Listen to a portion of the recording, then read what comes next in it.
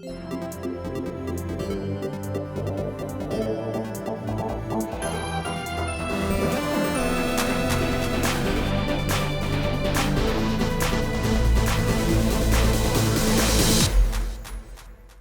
good, everybody? Welcome to another episode of the What's Good Games podcast, your source for video game news, commentary, analysis, and funny stuff. I'm joined once again by Miss Brittany Brombacher. Hello. And Miss Christine Steimer. Hi. Getting ready for the big Cabo vacay. Yay. I don't know why I sounded like a Muppet. My Muppet voice is rubbing off on you. It's true. Yay. Yeah. So if you guys listened to the show last week, you heard a little bit of Brittany's Muppet voice at the end of the show. God. It makes frequent appearances when we're not recording. Well, technically when we're recording sometimes. I was just talking to the girls about how we're thinking about for our 1-year anniversary coming up later in the spring, about how we want to maybe put together like a behind the scenes compilation of a bunch of silly moments that we have while we're doing the show. So I'm gonna ponder that. I have quite a few sitting on this computer. That might have to be a project we tackle together somehow. There's a lot. Yeah, we can tag team it somehow. Alexa Ray is still in the space-time continuum in her backflip. Is it like in A Wrinkle in Time when the guy's like trapped in space? Sure. It's been a long time since I've read A Wrinkle in Time. You know, I'm just basing that off the movie trailer I saw recently. No, that's a good point. I actually just pulled out my copy of A Wrinkle in Time. I'm thinking I should reread it before the movie comes out, and then I was like, oh, I don't know if I'll have time. And then I saw the book, and it's like all of like an inch thick, and I'm like, oh yeah, I got this. Yeah, I put this down in an afternoon. Funny mental image of Alexa just like in this continual like never-ending backflip, like slightly above orbit, just like, or the ozone layer thingy, whatever the fuck. I'm not Molly, okay? I don't know the Molly bender. The atmosphere. Thank you, Steimer. Just like doing this slow like backflip, never-ending backflip. Yeah. You would barf. That would be terrible. Yeah. Probably. You'd be like Sandra Bullock in Gravity. She's just like stuck. Oh God, she's just spinning. Oh God. Oh no. No, thank you. Well, welcome to the show, everybody. In case this is your first time, I hope you guys enjoy. A big shout out and thank you to all of our patrons for supporting us over on patreon.com/whatsgoodgames. If you missed it on social media, we have been promoting our new Get Hippoed t-shirt. That you can find over on teespring.com/stores/whatsgoodgames, along with all of our other merchandise. If you guys are watching this on youtube.com/whatsgoodgames, you can see directly below the video in the little carousel. I actually logged in to see if that was still up and running, and it is. It works like a charm. You don't even have to go anywhere else. You just click right there. There it is. So we really love that design. Easy lemon squeezy. Yeah, exactly. And we are looking forward to a new month. When this podcast releases, it'll already be February. The worst month. Why is it the worst month? It's not the worst month. It's not. It's just. Are you being salty? It's just Valentine's Day. That's the only part. I mean, Valentine's Day, I have double, like, not double. I have conflicting feelings about Valentine's Day. Part of me like really likes the romanticism of it and likes like flowers and chocolates and all of that jazz. But the other part of me is like, oh, well, that means I have to like get a gift and I have to think about it and I have to spend more money on stuff. But, I could take it or leave it. Valentine's Day. It's an okay holiday. It's just a day. Yeah. I miss the days of grade school when you'd buy like the box of Valentines. Like I always got like Simpsons themed ones and I'd hand them out. They were all appropriate, believe it or not. Those were the good days. Choose you. Yes. Yeah, in our elementary school, we would spend part of a class making these custom boxes, and we got to like decorate it and do whatever we want, and you put it up on the shelf, and then everyone walks around and puts the Valentines in. I was always one of the kids that didn't get a Valentine from everybody because no one liked me in school. Wait, what? I thought it was number one. I thought it was a rule that they had to give them out to everybody. I mean, they say that, but if someone decides they don't like you and they don't want to put a Valentine in your box, the teacher's not going to go around and count all the Valentines and be like, Be like, little she got Johnny, shorted. you didn't give little Andrea a Valentine. It sounds like it might have to be a certain segment. What was Andrea like in elementary school that no one liked her? I was a How could you not like? I think you were just like probably opinionated, and other kids didn't like that. Yeah, if you think that I'm opinionated and outspoken now, it was much, much worse when I was younger. Because when you're young, you don't know that it's not okay to like tell people they're stupid to their face. Oh God, I did that today. Oh no, you did? I did. I was gonna ask for the story, but it probably isn't No, show I'm not appropriate. gonna tell it. But Oh, that's hilarious. it was, yeah. This is why Andrea and I get along. They couldn't handle the heat of Andrea Renee, ladies and gentlemen. Yeah, no, but I decided that I did want to have friends eventually, so I toned it down. So I learned some social boundaries. So that's what that blank look is on your face whenever I say something. It takes like a few seconds to process. You're just like filtering it out. I get it now. It's like the 10 layers of filter that I've built up over several decades. I love it. Okay, don't say that. Don't say that. And I still like. There's a lot of times still when I don't slow down enough to like think about what I'm saying before I say it. Which I mean is, that's a lot of people have that problem, right? I'm not the only one. Somebody? No, you're not the only one. No, it's a very common happens to human me a lot. flaw. Thank you. Yes, Thank you. I appreciate it. we got you. We're here for you. Okay, well, why don't we get on to some news? The whole reason why we're here is to talk about some recent events that are happening. So I want everyone to know, yes, I saw the news from Epic Games about Paragon that dropped the Friday of last week when the show came out, after the show came out. We're going to talk about it at the end of this news segment. But we're going to talk about some stuff that happened this week first. And because I didn't finish pulling something for this other story, we're going to start with some good news. A big round of applause goes out to Nintendo. They have announced that after being on sale for less than a year, worldwide Switch console sales have surpassed those of Wii U's entire life cycle.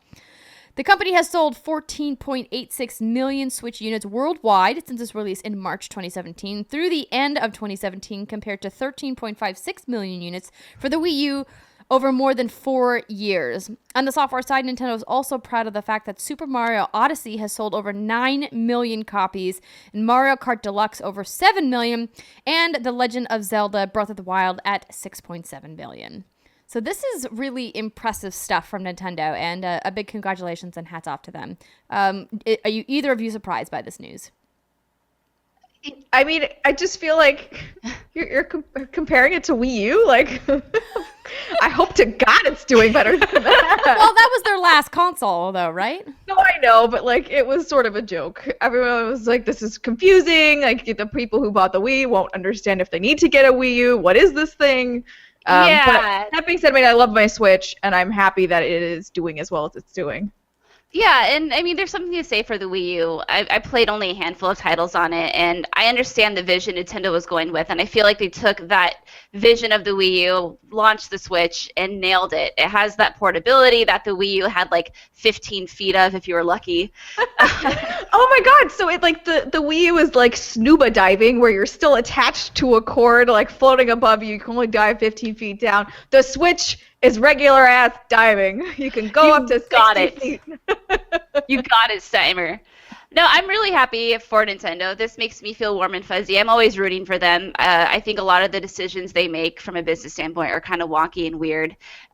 Software, their freaking headset shenanigans they were doing a while back where you needed like a dongle to play online games. I don't know if you still need that. The fact that you have to use like their app to do their online chat shenanigans, whatever the hell they're doing. Sometimes I scratch my head, but I think they really got something special here. And I'm happy for them. I'm great. If you look at these lists of their top games, they're all over 1 million. Xenoblade Chronicles 2 sold 1 million, which I was actually really impressed by that. I didn't know it would sell that much. That's fantastic. I'm really happy. I think people who own their Switch just like are hungry for content. So like, if you put your game on it, it's probably gonna do pretty well. Like, I'm packing that bad boy up. It's coming to Mexico with me, and I'm excited about that. Yeah, I mean, I think that there's a lot to be said for the attach rate. A lot of consoles don't have as high of an attach rate, but quite frankly, there isn't a lot else to play on Nintendo Switch, particularly for third parties. I mean, really, it's just indies right now, outside of a few tentpole games, like Britt had mentioned, Xenoblade, and then, of course, you got Mario plus Rabbids Kingdoms Battle, which also did very well. But I mean, the console is new. It was one of the hot holiday items. I believe it was the top seller in December here in the United States. And people love it. I really like my Switch. It's fun. I like to play it. I don't like it as much as my other consoles, but it's a really great little piece of hardware. So hats off to Nintendo. I wish them a great 2018. I wish we would know what is happening in 2018. A virtual console, maybe? Oh, Britt, don't be silly. Virtual Console's not coming. What? It is eventually. If you're not watching the video, I'm giving the stupidest grin right now. Stupidest, dumbest grin. What do you mean it's not coming, Andrea? No, I mean, it would be silly of them to not come. There was some interesting discussion that I had last week with some folks about the idea of Nintendo doing something like a Nintendo Pass, similar to the Xbox Game Pass. Like, would that make sense for Nintendo to do like a subscription-based service? I mean, I know that they have a subscription service right now, but something where they do release day and date for some of their bigger titles, and also release Virtual Console as a subscription service.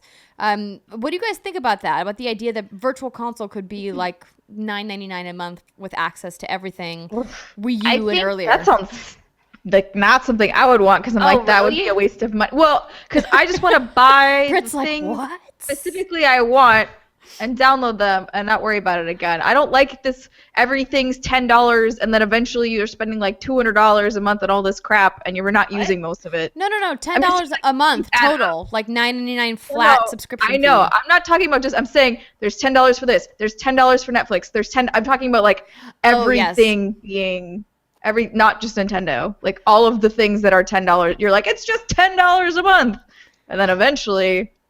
It's like when you go to Costco and you're like, I'm just going to get a few things, and you spend $500. You're like, how did this happen? Yeah. I feel like we're fortunate as members of the media in the sense that we get a lot of our games that we want to play and review at no cost. But I feel like if you're a consumer and you can spend $10 a month and get all of these games like day one that would typically cost you $40, $50, $60, I feel like, you can easily justify that.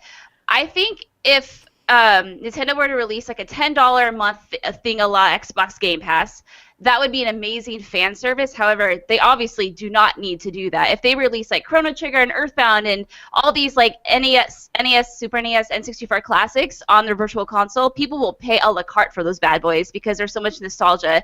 Even though it's frustrating that you will have they probably will make it so you'll have to buy it again or at a lesser price or something. I think that would be amazing, but if they go that route, I'd be very surprised. To be clear, I was only talking about a Virtual Console for $10 a month that I wouldn't want. Because I just think they're older games, I'd rather just buy the ones I want. But I agree with you, Britt. Like, Nintendo could do like a Nintendo Game Pass where there's newer titles in it, but they don't need to. They've especially with this attach rate that they have, they are doing just fine. Do you think that the attach rate though is going to maintain as the library gets bigger? I don't think it will. Nintendo first party, I think so. Yeah. I don't know. I mean, I think this is something that I was educated on earlier this year, or actually it was last year, was my misconception about how successful Zelda is. I mean, I always knew that Mario was much, much bigger than Zelda, but I didn't realize just how much bigger Mario is than Zelda. Like if you look at lifetime sales of both of those franchises side by side. It was interesting to me, despite the fact that Zelda was touted as the game of the year for several outlets last year, including the Game Awards, and we have the GDC and the DICE Awards still yet to come, that it didn't do more. I mean, because 6 million is awesome. That is fantastic, but it's nothing compared to games like Grand Theft Auto or games like Call of Duty, that don't really get these accolades. And so I just thought it was interesting, to think about, what is going to be bigger than Mario and Zelda for Nintendo. I feel like Zelda, Pokemon. I mean, yeah, Pokemon for sure. And I mean, I'd be curious to know like what numbers those would be pulled from, because there's been a cajillion Mario games, right? And we get maybe a new Zelda game once every 5 years, if we're lucky, or so, 4 or 5 years, whatever. Right. And with Mario, it's such a simple pick 'em up and play game. You know, like family, you just walk left to right, up and down, you jump around. Zelda obviously has a higher barrier to entry. The mechanics aren't as cut and dry, especially with this one. Totally. So I'm not too surprised. So I mean, maybe if you look at it that way, the fact that Super Mario Odyssey only sold 2 million more, maybe it's not that mind-boggling. I love saying that. I'm on a Dragon Ball Z kick lately. I'm sorry. It's like my new like favorite thing to say. Mind-boggling is a good word. It is a good word. I use it, and I don't watch Dragon Ball. Yeah, girl. So yeah, that was just my 2 cents on that. Yeah, I was also, when you said those numbers, Andrea, I was like, yeah, but what are you comparing that to? Like, when you talking about lifetime sales of Mario, which Mario games are you including? Because he's been. No, I'm talking about like the tentpole Mario franchise games. Like I still think there's a significant amount more of those than there are of Zeldas. Oh yeah, absolutely. There are more Mario games than there are Zelda games. I'm not talking about collectively. I'm saying if you like compare per generation, like the Mario games on like SNES versus the Zelda games or whichever console you want to compare them on. Britt's right in saying that they just don't come out as often. But my point was not how often they're released, just that I think Mario as a franchise and Mario himself as a character is just more identifiable. 100%, yeah. Than Link. That's why they have those T-shirts that are still like think Link is Zelda. Zelda is the girl or whatever. Like people have no idea. Like, you can't market.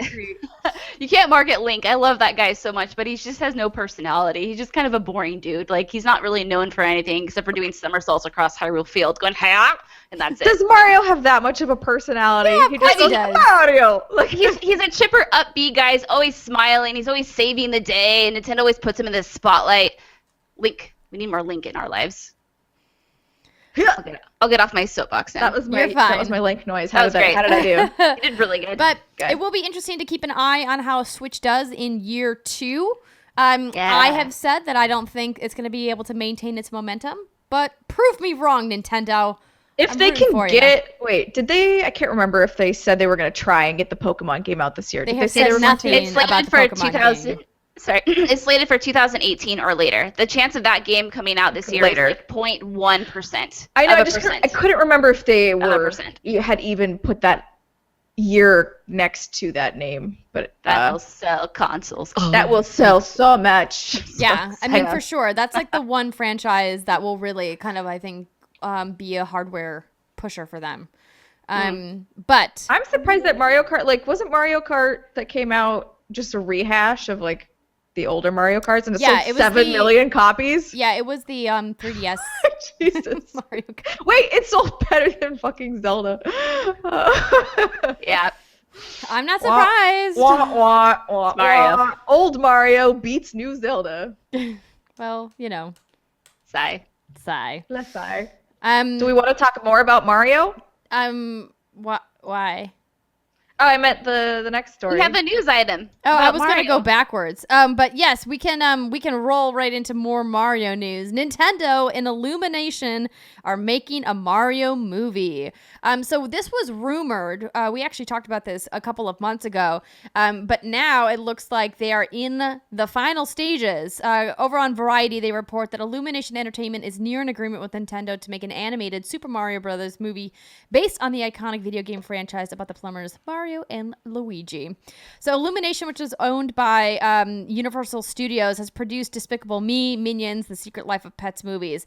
Nintendo agreed in 2015 with Universal Parks and Resorts to build attractions based on Nintendo characters, including Mario and Luigi. And Twitter has confirmed that Shigeru Miyamoto and Chris Meledandri are co-producing the film. So not much new to report in this story. When you guys were talking about it earlier, I didn't realize it was the Illumination project. So we originally reported on the whispers that this was going to happen a couple of months ago. But good to see that it's moving forward. As like most things in Hollywood, I'm sure it will take several years before we actually see this film. But I think animation's the way to go, because I don't care what you guys think out there. All of the live action Mario movies have been weird. Well, it's creepy. Like he's kind of a creepy dude if he's in real life. Yeah. But as an animated character, it's okay. Yeah. Just for clear language, I'm looking at an article on The Verge right now, and Nintendo has confirmed that they are working on the Mario movie with Illumination. So it is a confirmed. Nintendo's Twitter, to be clear, when I say they, confirmed that Shigeru Miyamoto is on it. Okay. So. This is a thing that is happening. Yes. My first question is, when Mario's like chatting in this movie, is he actually gonna have a voice, or is he just gonna go like wahoo, yahoo the whole time? I certainly hope that Charles Martinet is back. I mean, he has been the one and only voice of Mario, in the animated video games. As far as I'm aware, I don't think anybody else has ever voiced animated Mario. I think what about the old Mario cartoon? Did you ever watch those growing up? I'm pretty sure that wasn't him. But he spoke in those, right? Like he talked in those. Then I'm assuming you would have to do that here, because otherwise, how do you have a movie with somebody who's just going, woohoo, Mario? I mean, don't they remember made what the a name of the actor Rabbids was. series, and those people don't talk. The Rabbids are all gibberish. They have movies where that's all it is? They have a TV series. Nobody speaks on that show, or do they have like humans that speak and then the rabbits are just running around being dumb? That's a good question. I actually haven't watched it. Let me pull it up and see if I can find it. Captain Lou Albano was Mario back in the animated series. Back in the day, we're talking like, what was that, like early 90s or something like that? I used to watch this. 1989 is when it first launched. Insane. I watched that show. 1989. Do the Mario, take one step, and then again, let's do the Mario. Nope, you don't know what I'm talking about. There's someone listening to this podcast who knows exactly what I'm singing. Somewhere out there. I liked Andrea's face right there. She's like, what's happening? Don't know what that Mario dance is. Don't want to know. I'm good. Britt. The chest is, you're pumping up. I'm pumping up. I'll teach you the Mario when I see you next, Andrea, and you'll love it. Okay, we'll make it into a video. It'll be great. Teach me the Mario. Oh, God. All right, moving on. This week, the Game Developers Conference has announced that they are going to be giving out some special award recipients. Double Fine founder and ex-LucasArts dev Tim Schafer, friend of the show, will receive the Lifetime Achievement Award following almost 30 years in game design. His accomplishments range from classic adventures such as Full Throttle and Grim Fandango to cult hits Psychonauts and Brutal Legend. He joins the roster of previous winners, which include Hideo Kojima, Shigeru Miyamoto, John Carmack, Ken Kutagari, and Peter Molyneux, and many others. So a big congratulations to Tim Schafer. Certainly a well-deserved honor for him. Also, Rami Ismail of Vlambeer will pick up the Ambassador Award, recognizing his work as an advocate for opening game development to all. This encompasses not only his initiatives like the free promotional tool press kit, but also through his work with incubators, universities, and emerging development communities around the world. Another big shout out to Rami. He is a wonderful person. I've had the pleasure of knowing him for several years. He and I have spoken on a couple panels together, and all around, like, really great dude. So congrats to both of those guys. There was a third recipient who is no longer a recipient.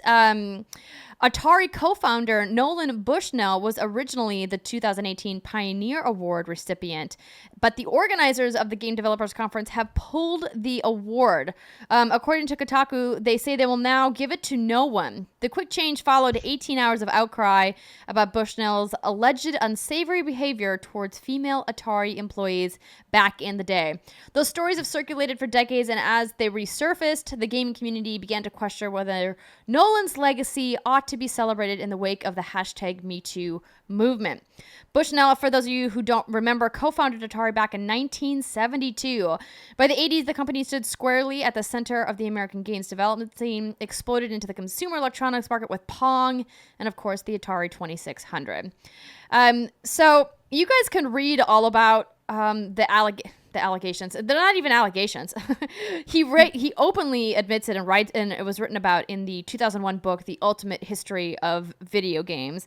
So I think it's important to remember that there's a difference here between allegations and things that he openly admits. I do love that he came forward and made a statement. He had said, quote, "If my personal actions or the actions of anyone who has ever worked with me offended or caused pain," let me read this again. Bushnell issued a statement apologizing, saying, quote, "If my personal actions or the actions of anyone who ever worked with me offended or caused pain." He also said that he applauds GDC for ensuring that their institution reflects what is right, especially with regards to how people should be treated in the workplace. So certainly a good thing that he made that statement and owned up to it. I thought Carly Kokurik, a games professor at Illinois Tech, who commented to Kotaku, I think she had an important point, which said that Bushnell is definitely an important figure in the history of video games that isn't debatable. What is debatable is if this is the right time to recognize this particular person. So I think that's really like what it came down to for the organizers of the Game Developers Conference. And I'm glad they so swiftly, responded to the outcries from people, especially in the wake of movements like TimesUp and everything else that's been happening in social media and just really in American culture and other cultures at large over the last 6 to 12 months. So an interesting turn of events. I don't really particularly feel one way or the other about this. I'm like, cool. I'm super happy for Tim and Rami. I think they are wonderful people. I've never met Mr. Bushnell. I don't know what kind of a dude he is. Clearly, the 70s were a much different time than they are today. Doesn't excuse his behavior at all. But I think, in the wake of everything that's happening, I'm glad that, people are taking steps to recognize that we need to be more sensitive about how we honor people for the types of behavior that they have put on display without any shame whatsoever. No, I completely agree. And I think Nolan's statement was an appropriate one. He said basically what he should have said. And it sounds like you're right. They're not giving the award to anyone, but they're dedicating it to honor the pioneering and unheard voices of the past. So that was good. It's just kind of, we don't have to talk about this too much, but I'm kind of surprised that this flew through GDC and the nomination panel committee, whoever it was. I mean, it's especially at a time like this, like you're saying with the TimesUp, the Me Too movement. It's like, hello. Yeah, because it doesn't seem like anything was veiled in any way. Like, he's pretty, like Andrea said, kind of openly admits some of the things that he did that were a little unsavory. Yeah, I mean, this is the guy that was doing board meetings in a hot tub. I mean, that's where I do all of my board meetings. Yeah, and there's a lot of, like Andrea was saying, a lot of knowledge on this. I just think a lot of people aren't familiar, with this part of video game history. It's in the what's the book called? The History of Video Games, which I actually own a copy of. The History of Video Games. Yeah, and I own a copy of that book, and I did read that part many, many years ago when I first bought this. And so when I was reading this, I was like, oh my God, I totally forgot about that stuff. But I remember reading about it. But I just don't think it's common. People don't know about it. All they know about is for his achievements with the Atari. And like you said, thank you for, helping shape this industry and doing what you did. But on a personal level, dude, that's not cool. Not cool, bro. Yes. But again, another congratulations to Tim and Rami. We will find out who the winners of the Game Developers Choice Awards are going to be on March 21st. And those will be live streaming, I believe, 6:30 p.m. Pacific time, if you guys want to check those out. What are you doing at GDC, girlfriend? What was that? What are you doing at GDC, girlfriend? You have a thing coming up, don't you? It's DICE. Oh, it's at DICE. Yeah. I lied. I was like, what? It's okay. DICE is also, there's also the DICE Awards, which is in February. So it'll be interesting to see who wins Game of the Year, because surprisingly, PUBG is nominated for Game of the Year in both of those groups, and those are peer nominated. But I have a feeling that Zelda's going to sweep. Just a hunch. I think it's going to sweep all of the Game of the Year everybody awards. really likes Zelda. Loves them some Zelda. Yeah. I mean, Zelda's fine. There's a lot of our listeners who seem to think that we hate Zelda. Au contraire, mon frère. We do not. No, I had a good time with it when I was playing it, but I Zelda. also don't have a desire to pick it back up again. So no, Too busy slaying monsters, which we'll talk about later. Moving on with some news. EA. Steimer, I know you're salty. I'm so mad about it. We'll get to that later. EA has confirmed a new Battlefield is releasing in 2018 and that Respawn's Star Wars title will be coming by March 2020, and they also provided some comments on loot boxes, and this is all coming via Game Informer. I'm sorry, you guys. I'm having trouble speaking today. I apologize. In their quarterly earnings call, Electronic Arts confirmed a new Battlefield title for this holiday season and indicated the Respawn Star Wars action game will release in the 2020 financial year. EA executives Andrew Wilson, Patrick Sutherland, and Blake Jorgensen announced that a new Battlefield game would release this year and praised the success of the Battlefield IP, especially as Battlefield 1 ended up becoming the biggest game in the franchise. No other details were provided, but Battlefield 1 was revealed by DICE ahead of E3, so presumably EA will do something similar. The game was announced partly as a means to explain why BioWare's Anthem, originally scheduled for 2018, is now slipping to 2019, so that is now officially confirmed. Jorgensen insisted that they do not look at the new date as a delay and that pushing it back was only done for scheduling reasons. With Jorgensen Sorry. With Jorgensen explaining the game has been hitting all of its development milestones.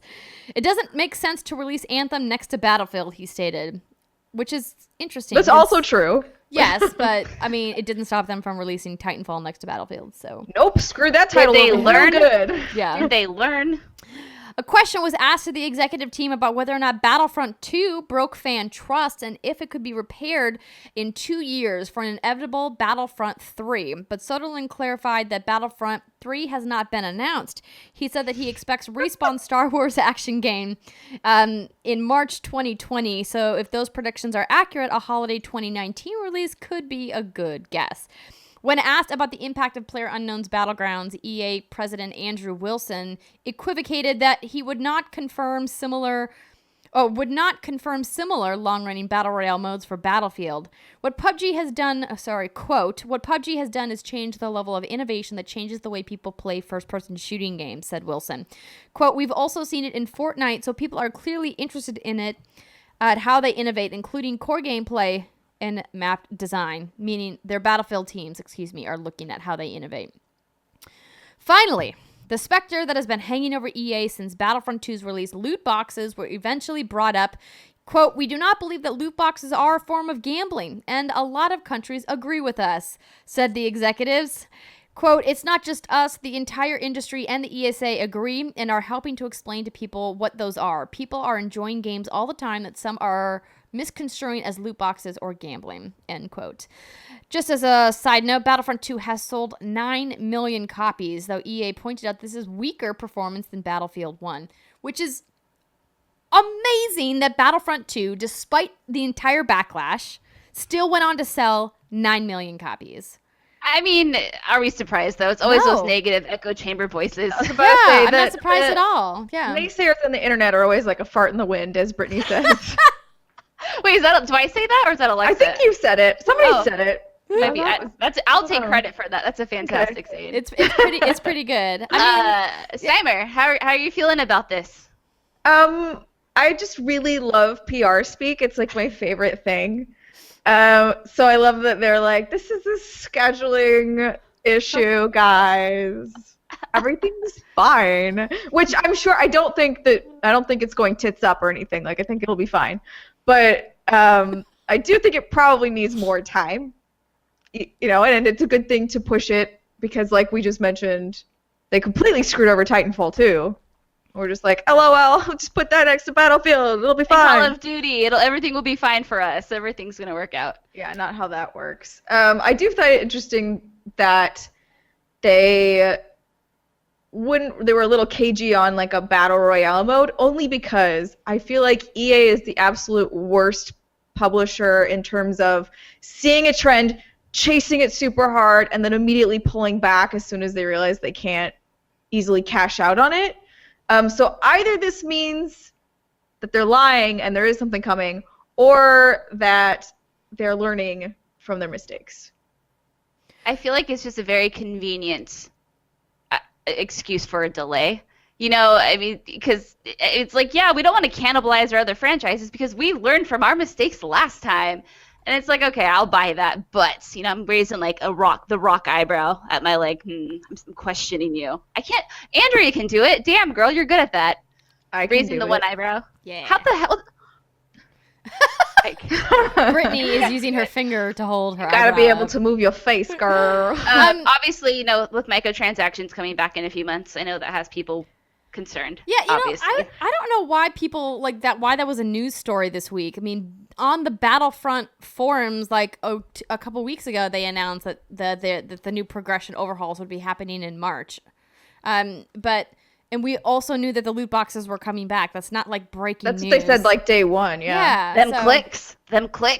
That's what I gotta get. Exactly. That's kind of how this I do want to works. point out that EA did not say that a battle royale mode would not appear in Battlefield. What they said was they want to innovate, including core gameplay and map design. They're not just going to throw a battle royale mode in. So what that indicates to me is that, of course, they're thinking about it. They have a very popular first-person shooter.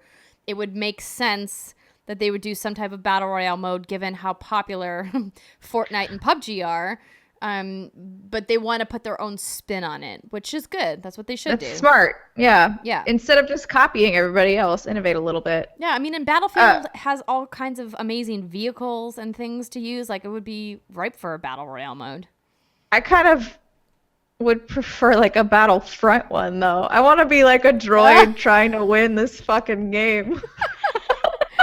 That would be interesting, but I'm sure there are canon things that they probably can't get away with. Oh, come on. I know, I'm with cares? you. I think it's dumb, but I do think it's interesting how Game Informer seems to think that a Battlefront 3 is definitely going to be coming in holiday 2019, and I just have to disagree. 2019. Sorry, I was Because, like, what year is it? Because if for some reason Anthem doesn't come out in spring, even though they have said that it's going to happen in the 2019 fiscal, or 2018 fiscal, did they say? So EA does their quarters different. Is my It's understanding. March to March. Yeah. Right. So Q4 2018 ends like this March, for example. So Q4 2019 will be March next year. Okay. I guess if Anthem comes out in March, that would leave their holiday open for another FPS, but I definitely don't think they want to put Anthem up against Battlefront. That would not be good. No. Just I like they also don't want to think put they still Anthem need up to against figure out Battlefield. Battlefront.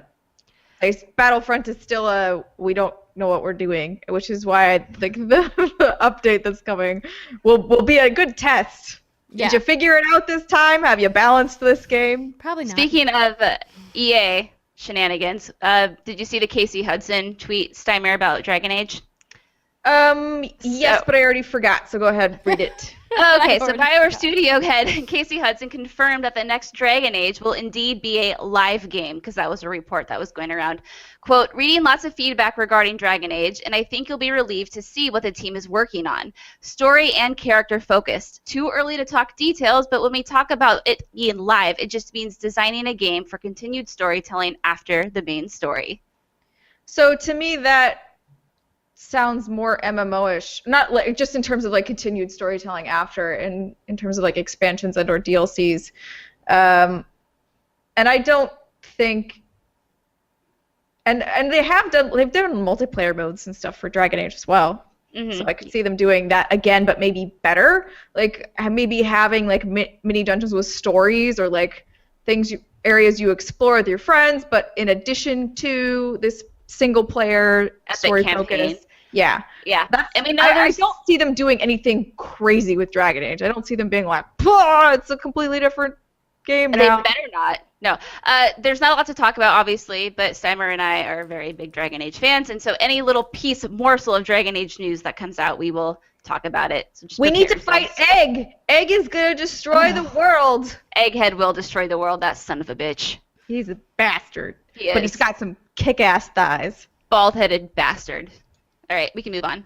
Andrea's trying so hard right now. I really I'm appreciate just listening. I'm just letting you guys have a moment. We had it. We had it. Okay, good. Do you want to have your moment about Paragon now? Yes, I do. Okay. Okay, so the last story that we're going to talk about actually happened last Friday, and it is with a heavy heart that I have to read this statement again. Hey, everyone. It's with heavy hearts we've decided to close down Paragon. We truly appreciate everything you've put into Paragon. We received many passionate ideas for where to take the game. The outpouring of thoughtful suggestions is another testament to this incredible community. After careful consideration and many difficult internal debates, we feel there isn't a clear path for us to grow Paragon into a MOBA that retains enough players to be sustainable. We didn't execute well enough to deliver on the promise of Paragon. We have failed you. Despite the team's incredibly hard work, and we're sorry. Try and make this right, Epic is offering a full refund to every Paragon player for every purchase on any platform. This refund will come directly from Epic rather than your platform provider. Wow. So, yes, go ahead, Steimer. I was going to say, if you're going to close a game, like, that's the way to do it. I mean, yeah, I have to be honest and say, like, I didn't need a refund. I was very happy with the money that I spent, but you bet your bottom dollar I submitted for a refund, because then I can use it on other things. The refund process, by the way, is like a lot of hoops. You have to, like, I'm sure. You have to like enter in dates. You have to find your receipts, and thankfully I bought everything through the PlayStation Store, so I have emails from every time I made a purchase. But like. Well, that makes sense, especially because you technically bought it from PlayStation or whatever, so they don't have the direct purchase thing. I would imagine if you just use your gamer tag or your Epic ID, all of your purchases are tied to your account, because like in order for them to fulfill your in-game items, it has to show what you bought, right? Yeah, but I still understand why they would need receipts and shit. Yeah. Anyway, it's not as easy to just get a refund as you would think, but so I don't think that they're going to like be out like millions of dollars because of this. And it also, makes you wonder just how many active players there were if they can afford to give everybody a refund for all purchases of the game. But also note that company is like rolling in money from Unreal Engine also. Oh, also they're rolling in money from Fortnite Battle Royale. Yeah. So like they can afford to take this hit. Oh yeah, okay. No, absolutely, and that's why I'm really glad that they're offering refunds. I think there's a lot to be said for that. The reason why I'm upset about it is because it's very clearly they're giving up on it because they see the overwhelming success of Fortnite and they're like, well, Paragon's never gonna get there, so we might as well just like take it out behind the barn. And I mean, like, no, it is true. It's just a sad visual. It's frustrating for me as somebody who's put so many hours into that game because the game was never finished. Like they never brought that game to like 1.0, and that was hard. And they made so many creative leaps throughout the development process from alpha to open beta, and they just didn't really have a vision. And it's frustrating because they very clearly took resources from the team who was trying to make that game better and put it on to Fortnite because that game exploded. And it just sucks for all the people who spent a lot of time on that game to have the rug kind of pulled out from under us, to be like, oh, well, because you guys don't have 40 million registered users, you're just not worth our time. Like, I get it. I get from a business perspective why it needs to happen, but if Epic has so much money to give everybody refunds, how do they not have enough money and resources to keep development going and to actually finish that game? Or at least just maybe nobody wanted to, or like not enough people wanted to work on it. Like maybe people at the studio were tired. I understand, Andrea, what you're talking about. It has been officially 1 year today that Asheron's Call was shut down. And it sucks because I also put hundreds and hundreds of hours into that game, and we got maybe like a 30-day notice or something about it. And what was frustrating about that game being shut down was we still to this day don't really know why. Obviously, it was like a game that released in like 98 or 99. And it was free to play. Development on the game had stopped. The only cost was running the servers, and Warner Brothers owned it technically. And so it's like, can't you at least like keep the servers running? So we think there's some like weird legal battle thing going on with the IP. Anyway, long story short is I feel your pain, and it really sucks, especially when you're like, why can't you just like leave it running for us so we can at least like play, or like at least allocate a small team to it? Do you So when I heard the Asheron's Call was shutting down, I played it nonstop, and I actually recorded some of my matches, and I actually texted to you. I was like, make sure you play as many matches as you can and even record them, so when you're mourning the game, you can watch it. Do you think you'll actually do that? Seriously. I mean, probably not, but you know, I'm planning to play a bunch with my crew. I do like how they like made everything in the store one reputation, so that you can virtually anybody can go in and buy like all of the skins and all of the cards, and they kind of Like are a last hurrah. yeah, they're having like a fire sale. They're like, everything must go. You know, which is cool, you know, so I'll be able to play with some skins that I've always wanted. But the thing is like I have a bunch of silver or coins, excuse me, in my account, so that I have been waiting to spend, because when they changed the reputation system in V42, I got a lot more stingy with how much money I was putting in, because I felt like they kept changing the in-game economy, and I was like, well, I don't know how much my money's going to be worth like 6 weeks from today. So I didn't spend it, so I have all this money just kind of sitting there. So that's why another reason why I asked for a refund, because I was like, well, it was interesting. I kind of had like a chuckle / like a huh kind of a moment when I was filling out the form, because the first question they ask you is, do you want your refund in Fortnite V-Bucks or not? Like that, it's like, Yeah, no, I was assuming that they would do something like that, because you want to ideally take your players and funnel them over to another game. yeah. But that probably like was a little salt on the wound, though, right? A little cider on the wound. I was like, fuck no, I don't want V-Bucks. I want my money back, you. But they are giving you your money back, and they could have not given you your money back. I know. They couldn't have. If they hadn't offered refunds at least to people who bought in the last like 6 months, though, that would have been pretty shitty. So, Mourning a game, it's real, man. It's real, and it sucks. I'm bummed about it. I get it. My day was wrecked when AC shut down. It's understandable. Yeah. Yeah. We haven't. Do we want to talk about the crazy rumor? The crazy Microsoft rumor? Oh boy. I mean, okay, I just think it's funny. I didn't put this rumor on the rundown because I think it's baseless. I think there's absolutely no merit. But I feel like we should mention it and then be like, it's dumb. Okay, Steimer, you go ahead and you read the story. Go, girl. Okay. I'm reading the IGN version of this story. Like that for some reason. A rumor currently doing the rounds suggests that Microsoft has considered acquiring EA, Valve, and PUBG Corp. All three at once? God only knows. That's not part of the story. That was me. A reliable source close to Microsoft, in quotes, told Paragon the news with reports of quote-unquote internal shifts at Microsoft creating the necessary situation for an acquisition. And then basically this super data research analyst told Paragon he expects more news about an acquisition soon, TM. I just like saying that. Because of where we are in the life cycle of all these things, I'm expecting to hear Microsoft announce something very, very shortly. This is basically, I can't believe. I think this is silly, but yeah. No, I think it's I think it's complete. I think it's a big pile of horse doo doo. Yeah.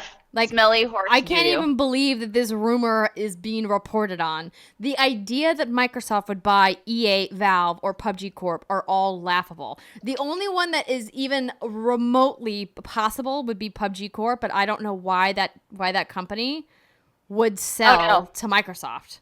Like that's kind of silly. I don't know either. Although Mojang did, and I wasn't sure why they would. Well, either. I mean, I guess if PUBG is being offered potentially like $2 billion, then maybe they would. But I think that PUBG is on such an upward trajectory that they have the potential to make more money than Minecraft, maybe? Do you think that that's a far-fetched claim? I don't know, because Minecraft is so much more appeals to so much. Minecraft appeals to such a wider audience, is what I'm trying to say. That was really hard to get out, but that's what I was going for. Yeah, and Minecraft has, I think the real moneymaker for Minecraft versus PUBG is the licensing for merchandise. T-shirts, plushies, stickers, like yeah, I don't think pickaxes, PUBG will ever get everything you anywhere close buy. to Minecraft. Yeah, I think like the toy market for Minecraft is what makes that brand so valuable, and PUBG clearly is not going to come close to how much Minecraft makes in merchandise. But I think from a software-only perspective, it's possible that PUBG is making some really impressive money. Oh, yeah. I think they could make more, though. I feel like they kind of fucked it up a little bit. In the beginning? In terms of like, yeah. Yeah. They could have done a better job with microtransactions.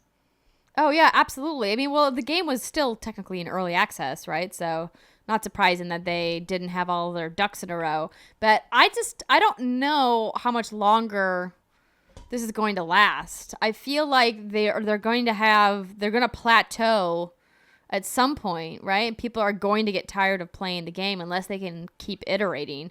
But even if they keep iterating, I don't know. I don't know if people will get tired of this. I think every time you play, it's sort of a new experience, the new people you come across, and every time they implement new bug fixes or new like mechanics to the game, everyone's panties get all tight, twisted, and bundled, and they're like, "Oh my god!" I have a friend who's super duper duper into PUBG, and so I watched him play. And he plays, I think, like 5 or 6 hours a day. I'm not joking. And wow. Yeah, and I was like, League, damn. I'm right? like, and I asked him that. I was like, does this get stale at all? And he's like, no, because it gives him adrenaline. And obviously, if you're an adrenaline junkie and you like that feeling, you seek out that feeling, and that's what he was doing, and that's what he does. He plays every day, and he's sitting like. I found one of those infamous bathtubs that someone camped in and ultimately went. And he was like sitting in a bathroom, just like literally like trembling. He's like, oh, and it was great. He's probably a little over the top. But he gets that fix, that rush from playing the game. And I think that's maybe what a lot of people get. Maybe I'm wrong. Maybe he's an extreme example. No, you're definitely not wrong. I mean, like there's a reason why it's so popular on Twitch and YouTube gaming, right? Like it's a lot of people are streaming and a lot of people are watching other people stream it because it's fun to watch. It's exciting. It's, a lot of it's boring, but then when it's exciting, it's really exciting. Yeah. But yeah, it's I just don't think there's any way that EA would sell to Microsoft. I don't think that that's something that's even in the realm of possibility.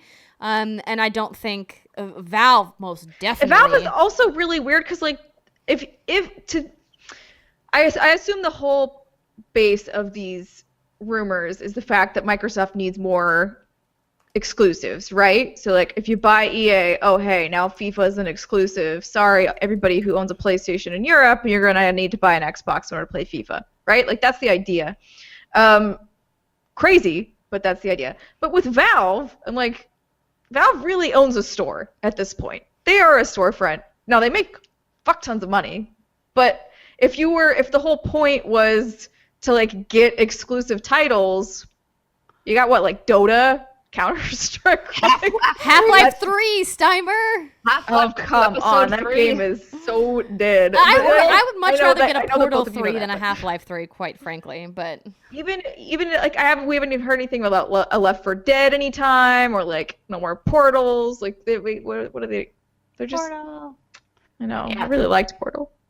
It was one of my all-time favorite games. Yeah. So yeah, Valve doesn't make a lot of sense either. Not only that, I think Gabe Newell would just tell him to fuck off. Yeah, pretty much. Pretty much. I'm trying to remember, does Tencent own PUBG Corp? I feel like they might. I wanted to say that, but I couldn't remember for sure, so I didn't say anything. Good for you, Steimer.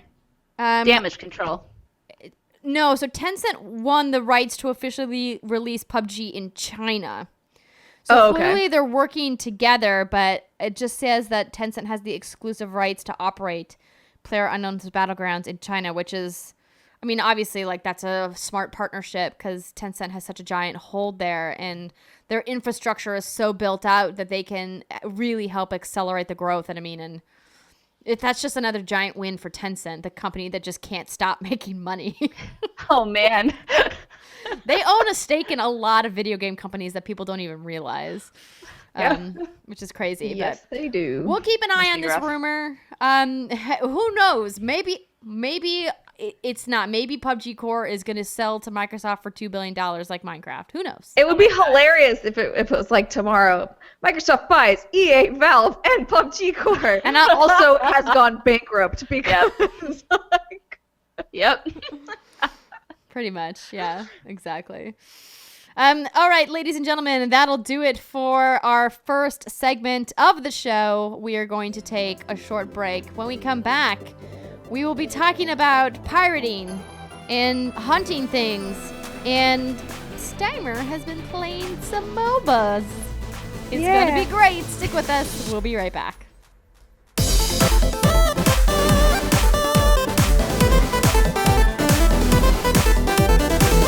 Welcome back, everybody. This is the What's Good Games podcast, and this is the segment of the show where we talk to you about what we've been playing, some of our hands-on impressions, thoughts, concerns about video games. So, the three of us had the opportunity to jump into the Sea of Thieves closed beta that happened earlier this week and last weekend, and I went into it with some pretty high expectations, looking to have a fun time. And overall, I wasn't disappointed. I really enjoyed my time for the most part with the beta. In the first couple of days, obviously, you guys probably saw on Twitter and Facebook and in other gaming news outlets, they had some issues, as betas tend to have. I think these were a little bit more prevalent than your average beta. Matchmaking, they turned the servers down. The currency wasn't working. Yeah, the in-game currency was borked. They had trouble onboarding people who had pre-ordered the game. So they did finally get everything together a couple of days in. But the first couple of days were a little rough. But Brittany, you and I got a chance to sail the high seas together. What did you think of Sea of Thieves? Didn't we talk about this on the last show? Yes. We can talk about it again now. That's fine. Did you guys not play again since the last I came together? We were gonna play Friday night after I did an escape room, which was so much fun. But the servers were down. So then I think that's when Steimer tried to do Monster Hunter, and then we'll talk about that whole stuff. Oh, okay. Well, then we should talk about Steimer and I playing together. Yeah. We played a few times this weekend. Yeah. So Steimer and I played along with another friend of ours who works in video games, and I had some trouble corralling them because they both wanted to just drink GOG and throw up all over the place. Who doesn't want to do that? I only threw up once, and I didn't throw up on anybody because I'm a polite drunk. But there was like the rando guy who had joined who got super wasted. You thought that was me, and I was like, no, that's not me. And he's just barfing all over the ship. He barfed on me, and it was gross because your screen just gets covered in barf. He like went around projectile vomiting on people. I was not okay with this. I wanted to kick him off the boat, but we could have voted to lock him in the brig. Oh, we should have done that. I heard you can vomit into a bucket and use it as a weapon.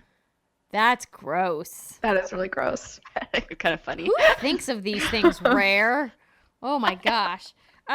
So overall, I had a lot of fun. I did get the opportunity to try all three types of boats over the course of the beta. So the 4-person boat, the 2-person boat, which Steimer and I did together, and then I did go out solo for a couple of voyages just to see what it was like.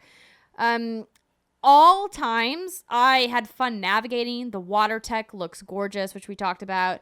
The voyages, are a little samey. We'll have to wait and see, what it's going to be like. As Britt and I discussed on last week's show, people are jerks, and that thread was the same throughout the beta whenever I ran into anybody. My favorite part about Sea of Thieves is not running into anybody else in Sea of Thieves. And I know that's 100% counterintuitive to what they were going for, but literally every encounter I had, 100% of encounters, they immediately murdered me or sunk my ship. And to me, that takes all of the fun right out of the game. And we had some Twitter conversations with the dev team. I was openly tweeting with one of their community managers, asking them, will there be a PvE section of the game? And as of right now, no. They have no plans for a PvE section. They don't even have plans for a safe zone, because Britt and I talked on the show last week about how we were turning in something and then we got shot. They're like, she had wrote back that, it keeps the tension high or something. Yeah, and I was like, that's your response? It keeps the tension high? So you're gonna just nobody wants that kind of tension when they're playing games. Yeah, and okay, so this is what happened. Friday, the servers were down and they went back up, and I think you two were sailing, and so Jason and I did a 2-person ship, and we were going throughout, and we found an island, and we were out exploring the island, and we gathered like a whole bunch of treasure by this point. We're maybe like an hour into this, and as we were on the island, we heard like the sounds of gunfire and cannons and whatever, and we looked, and our ship was like half sank. So someone had approached our ship while we were on the island, sank it, and everyone's like, you got to put someone in the crow's nest to watch out for that. But it's like, no, we both want to explore the island. Yeah, like if the person who's sitting there has a really boring job. Like, that's a boring experience to sit up there and keep watch. I mean, or maybe if you get really into the game, that's exciting for you to like look at me. For me, not my thing. So we came out to the ship and we looked, and there was some dude swimming away with our treasure in his hand, or in his arms, toward his ship, his 4-person ship. And so we hopped in the water and we hacked him to death with our cutlass, and we killed him because you move slower when you're holding the treasure. But I think I messaged you ladies on Facebook when that happened. I was like, God dang it, I was having such a good chill time, and then that happened, and I lost all the progress, and it just sucked.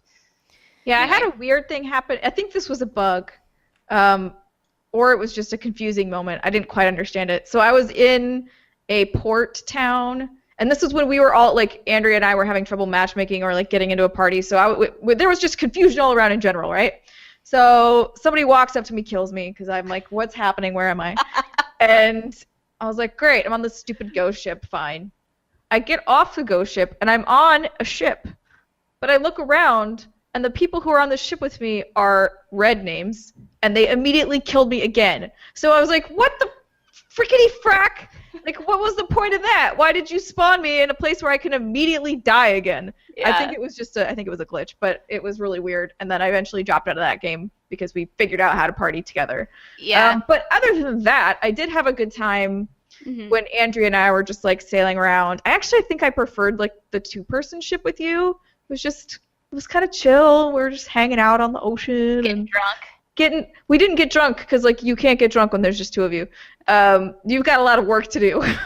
But yeah, I mean, the 2-person ship and the 1-person ship are the same size, so I would feel confident running the ship solo if you wanted to get drunk next time, Steimer. I will DD for you, Steimer. What's funny is, like, she had me try and drive once. That was the big ship, I think. Maybe it was the small one. I don't remember. But I steered straight into a rock. I was like, oh no! Oh crap! I didn't turn enough, or like it was just like one of those things where there was nothing we could do. I'm like, I can't fix this. I don't know what's going on. We're gonna crash. Sorry. And I want to give props to Rare, because the people who do enjoy PvP are having an absolute blast with this game. Like, they love the adrenaline of knowing you could be hunted down at any moment. There's some funny stories. I saw a video about how one guy took an explosive barrel, jumped on someone's ship, put it underneath where their treasure chests were, stood back, blew it up, killed all of the enemies, and then was able to, like, take the ship or sink it or do whatever he wanted to do with it.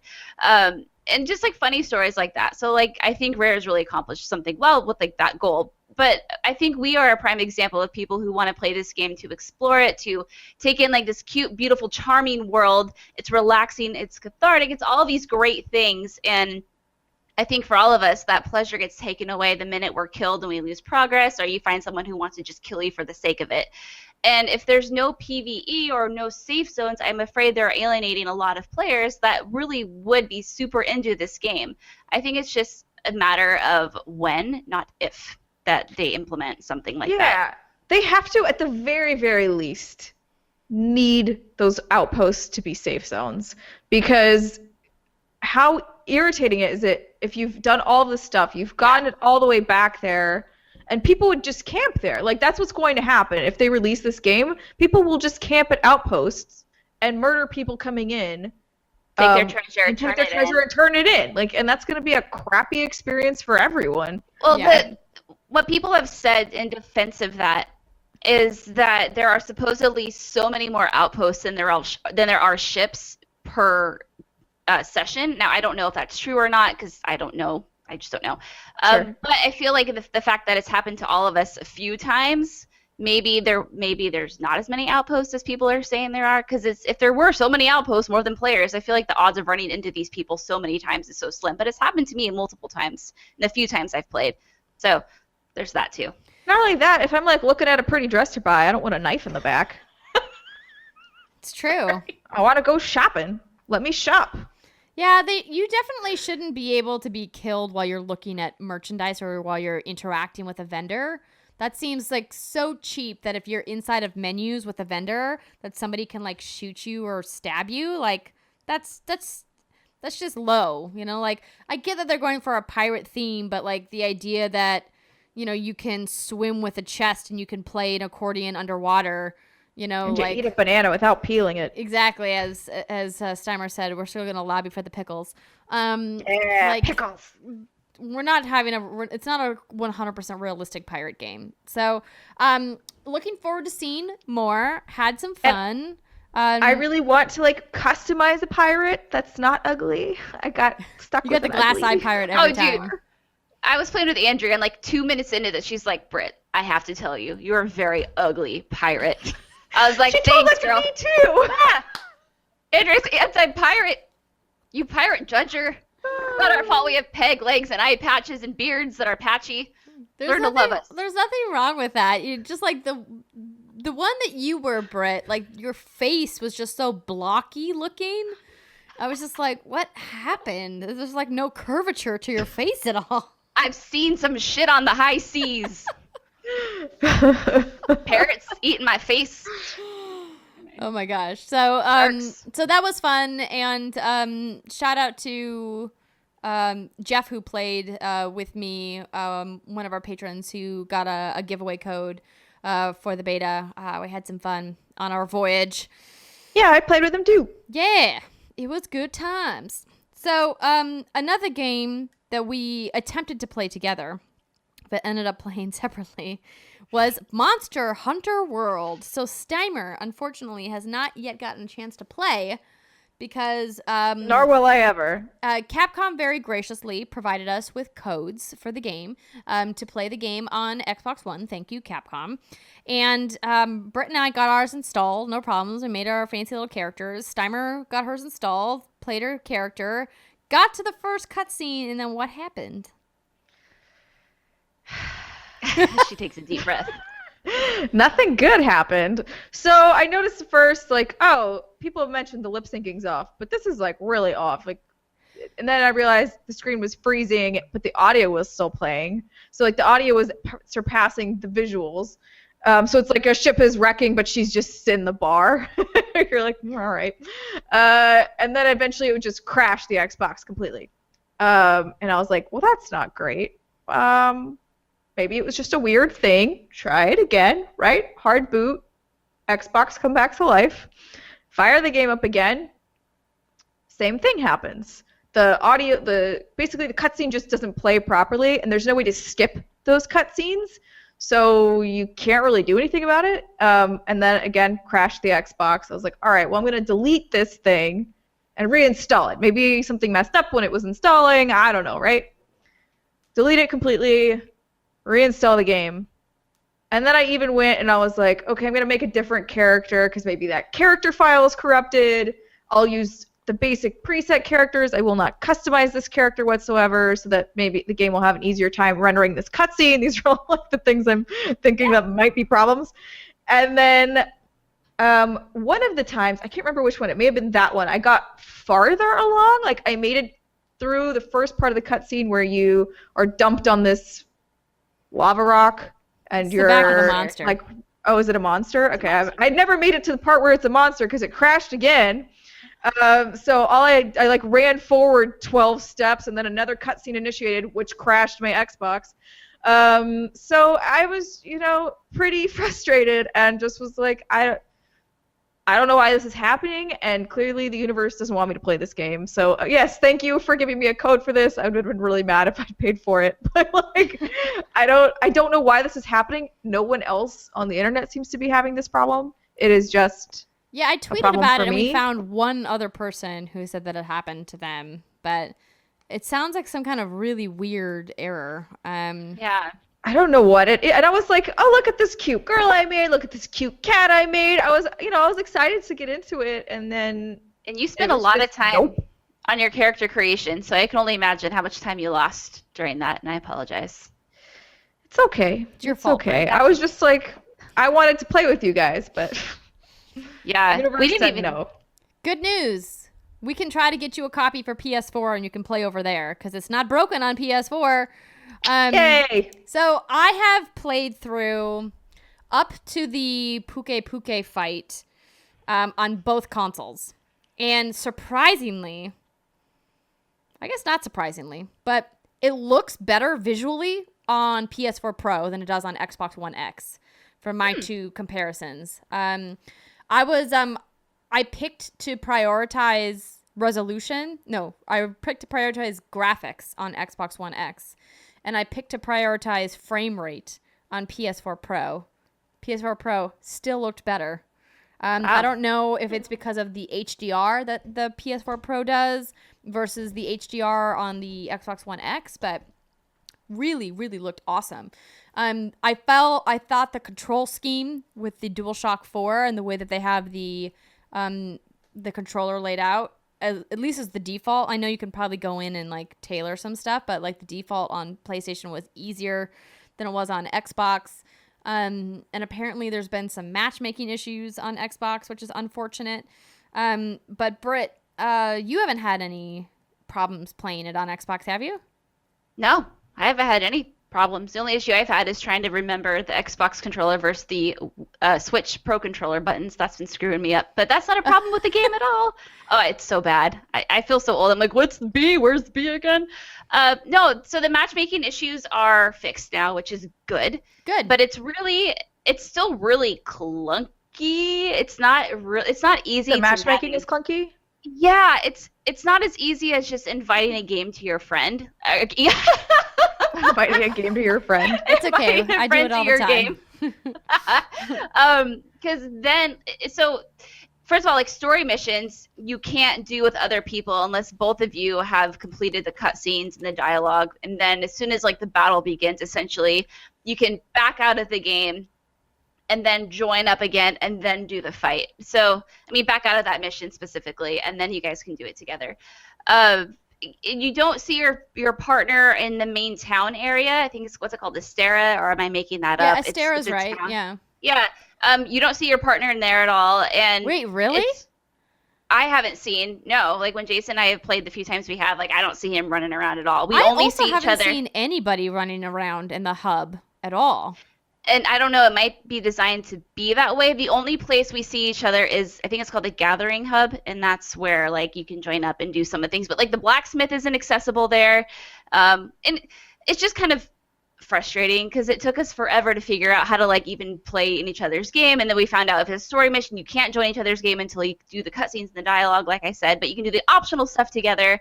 And even then, even if you're already in a party, you have to set how many players you want to be able to join your team, and you can pass. Anyway, it's fine. I'm used to it. It could just be a lot more streamlined. Sure. Yeah. But gameplay-wise, are you having fun with it? Are you having fun murdering the monsters?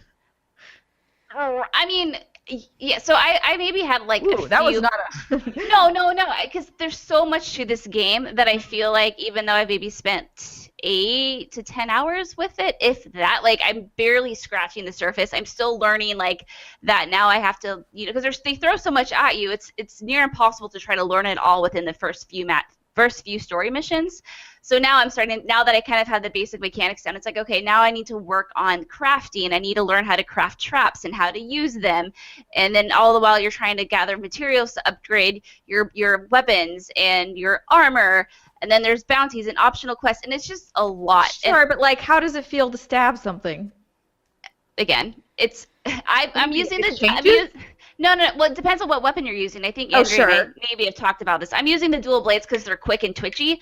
But I tried one of the big old sword axe things, and it's like a double-handed. Yeah, and it takes forever. They're I mean, not it good, plays- Steimer, is what she's They're trying to what? say, but she's trying to be They're not as nice good. about it. So here's the thing. It's very Monster Hunter in a variety of ways. As Britt was mentioning, there's a bazillion different menu systems.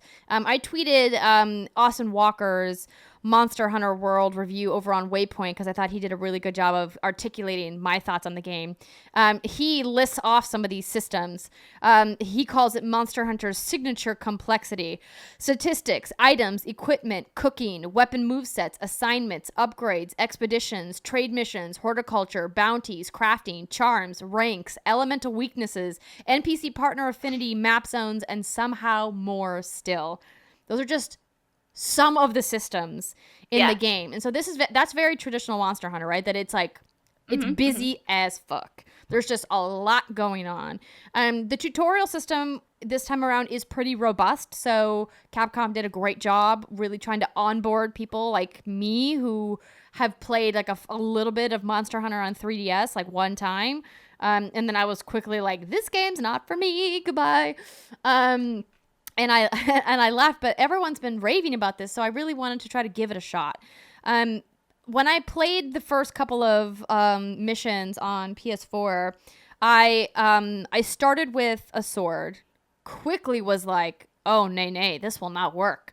A double-handed sword or a single-handed sword? Yeah. The swinging animation is just so slow and unforgiving to the point where like if you're not really planning your moves, you're just gonna get whomped by the monster. It's very Dark Souls in that sense that it like you kind of have to like, study like the timing and figure out their weaknesses and really kind of plan out the fights.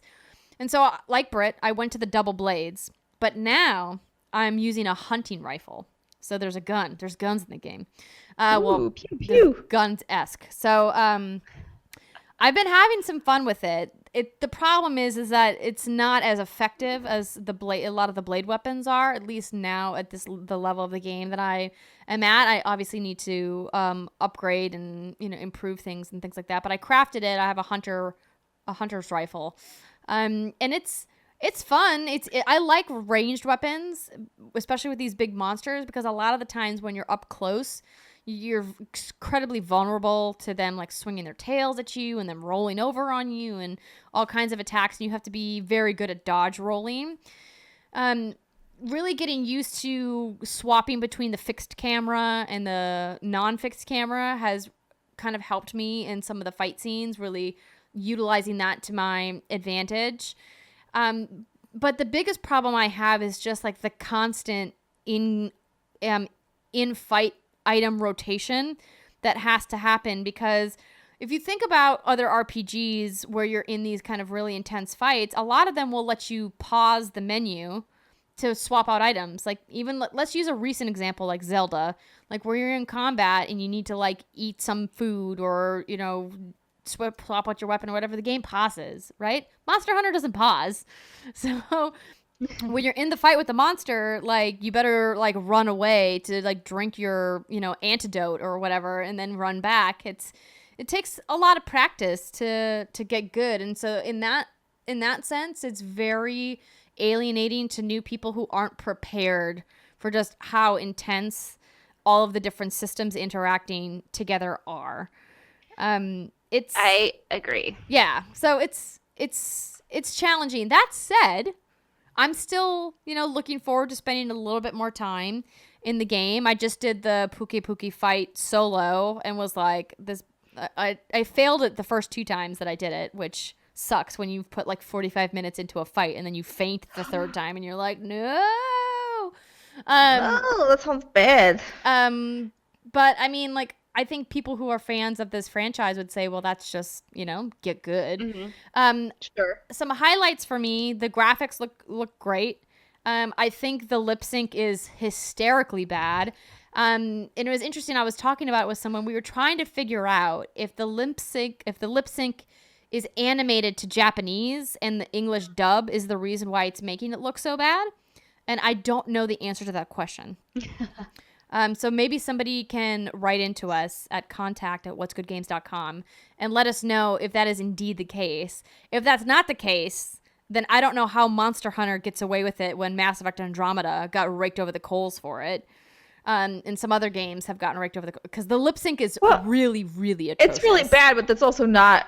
I mean, well, I shouldn't speak to this because I'm not a Monster Hunter person, but I would imagine that like the story is not quite as important as like all of the systems. No, true. I mean, and there are even some people out there who are Monster Hunter fans that are like, I don't want any story in my game. Like the whole point for me is just that's to why go I wanted hunt to monsters. skip this friggin' cutscene that wouldn't work to begin with. I was like, why can I not skip this? I feel like skipping this would fix this game. Yeah, I'm having a good time with it. It's fun. I just know there's so much more to this game that I've yet to discover that I'm only hesitant because I'm still trying to digest everything and how I feel about it. When I'm playing the game in the moment, it's fun and it's a challenge, which is more fun in my opinion when you're playing with other people. If I was playing by myself, I don't know if this game would be my cup of tea. Because, like you said, Steimer, like, I don't know how important the story is. There is a story to this game, and I am, like, unraveling that slowly, but it's not, like, engaging it enough. Obviously, like you're saying, one of you were saying, like, people play Monster Hunter probably for the gameplay and those mechanics, not necessarily for the story. Yeah. I do appreciate, like Andrea said, how they do hold your hand better, the tutorial system. Like, now I have a clue of what I'm doing and why I'm doing it. I'm just excited to play more of it, because I think it can turn into something, like... Instead of something that I spend like 5 to 6 hours a night, like my friend who plays PUBG, I think it's more of like the game I'll just pick up when I have maybe like an hour to do a match and then put it down and then work on something else. It seems more of like a pick up and play kind of game to me at this point, but we'll see if that changes. I don't know how I could just do it so quickly. The problem with it is like the systems are just so complicated. This is the problem I run into. You'd be confused if you hopped in and out. Yeah, the problem I have like with games like Fortnite is like I call it menus the game because you're just in menus for so much. But like I feel like Monster Hunter kind of suffers from that as well. That there's just so much going on between crafting and upgrading and collecting and researching and all of the things that I listed off earlier. Is that learning all of those just takes time. I think what they could have done better is they could have slowly rolled out some of these systems instead of just dumping all of them on you at once. Instead of being like, all right, here's all of your tricks. Now go forth and learn them. It kind of is overwhelming in that sense. I also like the gameplay of it aside, because it has, despite the fact that I'm like reserved about it, I still am having fun with it. The biggest problem I have with Monster Hunter, and the reason why I don't know how long I'm going to be able to stick with it, is it feels to me that it's just truly like a big game hunting game. The whole point is to be a hunter looking for your exotic trophies to like put like the rhinoceros head up on the wall. And I can't escape that yet. And I've run into that with every single monster fight so far. I know that they've animated some of these monsters to look gruesome and that they attack you, but every fight that I've had with every single monster so far, I've initiated. The monster's just in the forest minding its own business, and then I go up and I'm like, okay, I'm going to slaughter you now. And then welcome to Shadow of the Colossus. Yeah, it gets so sad at the end, like they try to escape and then you keep tracking them and then they start limping. And then they just lay there and you're like slicing into them as they're like slowly dying. And like I have to say, like I was not anticipating getting really upset by that, but I'm really fucking bothered by it. And I don't know why. That's fascinating. Just wait till you're charged by a Barreth. Then your mind will change completely. Well, listen, the Puke spit a lot of poison at me over the 3 times that I fought the thing. They've certainly attacked me, but like I don't know. Part of me just feel like there's something like fundamentally like off about it for me. Yeah, it kind of reminds me of like World of Warcraft when you first start the game and you have to kill all the pigs or what are they called? Steimer, what are they? Do you know what I'm talking about in the beginning areas? They're not pigs. They're like the boars. You have to kill the boars. Yeah. And they're just minding their own business. I think that's kind of what you're experiencing. Like they don't have these monsters aggressively chasing after you and tracking you because you are so early into this. But the monsters that I've come across lately have just been pure assholes.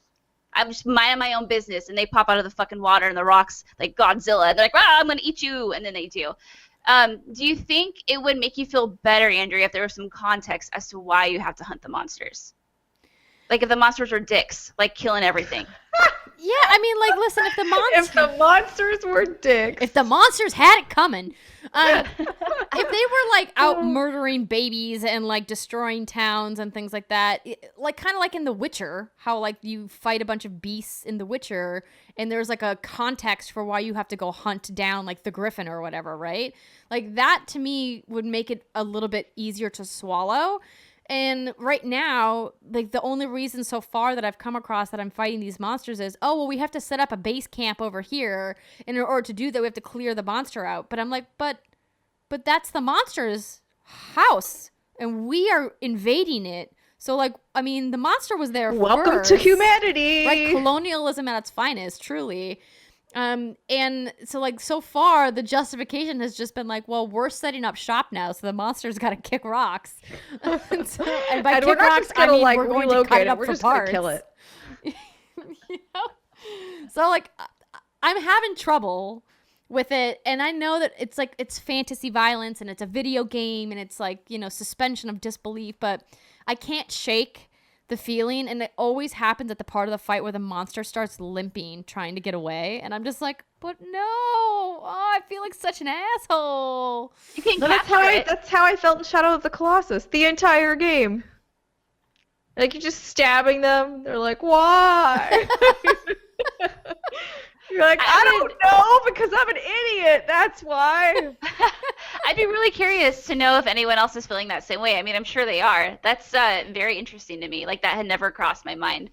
So it's... Brittany's like, I don't care. Yeah, well, I mean, it's called Monster Hunter, right? I mean, like, the whole idea is that you're hunting monsters. Like, I get that, but and then just something about it has... You just wanted them to be a little more aggro or, like, have more of a reason for what you're doing. I wanted them to feel, like, a little bit more aggressive so that my actions were justified and I didn't feel like I was, like, walking into their nest and just murdering them because, hey, I'm in your nest now, get out, it's mine now. And it's just what it's felt like. I will say, though, that the one, like, shining light redeeming quality of this game is the palicos. They're so cute. I made mine look like my cats, and I named him Maverick, and it's kind of tough for me when he's in battle, and I'm like, oh no, don't hurt yourself. They can't die, right? Like, the palicos can't die? Please tell me they can't die. I think they can like faint, but they come Yeah, back. they don't die. Yeah. They might pass out. Yeah, I think you're fine. Yeah. I also named my cat after my parents' cat, and it's very I shouldn't have done that. Yeah. Jason turned his like bright neon green and named him like Booger or something like that. So he has no emotional attachment to his cat. That's the way to do it. That's really funny. That's the way to do it. No emotional I liked attachment. the cat that I made, but I can't. You'll never get to play with. I'll never get to play with him. Oh no. Wah wah. Britt, do you have any other thoughts so far about your time with Monster Hunter?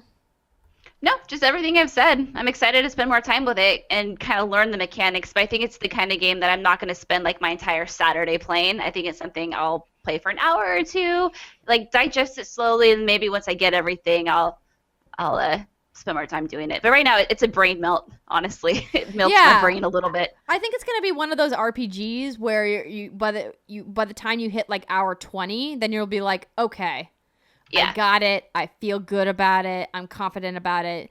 Even though I have heard in some of the reviews that I've been reading that when you get through to like hour 30, to like when you're nearing the end of the low rank content, that like it gets pretty repetitive until you decide to make the investment of time in learning how to do the high rank content. So I'm kind of like, I hope that's not the case. But I guess it's maybe a little early to tell. Yeah. But we'll see. We shall see indeed. We're talking like this now. Steimer's so excited to do voices. I know, she's so good. So you have been playing League of Legends, a multiplayer online battle arena. Yeah, yeah, Every time I see you online, I'm like, what's Steimer doing? She's playing League of Legends. No, not usually, but I started playing again recently. So I played a decent amount 2 years ago, I think, ish, something like that. And I would play with the people I worked with at PlayStation at the time. And that's who I played with again. I don't know. Sometime during the past week. I've already forgotten. And Somebody. I played with someone. But it was I played with my friends Paul and Richard, and like I used to work with them, and it was nice to have that game again because it was sort of just more of like a social hangout, sort of what you've talked about with Paragon, what Paragon was for you, Andrea. It's a fun game, yes, but like it's more about just having a thing to do while you're virtually hanging out with your friends. So I fired it back up. I usually go bot lane, and I'm support because I'm too scared to do anything else. And I busted out my DJ Sona again because I have that skin. Because Paul works at Riot, so like he gifts me some skins, which is really nice. Thanks, Paul. And so I had DJ Sona, and then I tried out Lux for the first time. As also I played her as support. She can also play a few different roles. And I got the Star Guardian skin for her, so she's like a Sailor Moon knockoff, and it's the best. And like whenever she's boosted moving, she like flies through the air. It's really cool. I think Riot has really awesome art, so they always do a really nice job on their skins. But yeah. So like, do you think you'll play more of it? Are you like on a kick right now? I mean, I think I'm gonna definitely try and log on and play more with them. We just played a few games against bots because I was like, I don't remember anything. Mm-hmm. I need to like reacquaint myself. And then we played just a random matchmaking game and got our asses kicked. Bots and real people are not the same, right? We did okay on the bottom lane, but what was happening was our jungler was kind of messing up and feeding the other. So feeding the other team means like you're just dying to them a lot, which means that they get really boosted and you're not at the same level, so you just continue to get steamrolled. We just forfeited that game because there was no point. I was like, this is a giant waste of time. That's okay. Keep going, I guess. Just beat your head against that wall. One day it will all be okay. But it was nice getting back into it because I stopped playing after what I call, and I still don't think I'll ever have a match that will live up to this match because it was just so good. And I may as well tell the story now. Do it. So I was playing Sona, DJ Sona, and it was me, Richard, I don't think Paul was there, our other friend Alex, and I want to say Alex's roommate, and then like we had one random person on. And random person was okay, but towards the end of the story, I made him mad. Oh. So we're playing, things are going okay, not great. Like we're kind of behind. They've taken a little bit of our towers, but we've also taken some of theirs. It's semi-even, except they're kind of like just pushing ahead a little bit.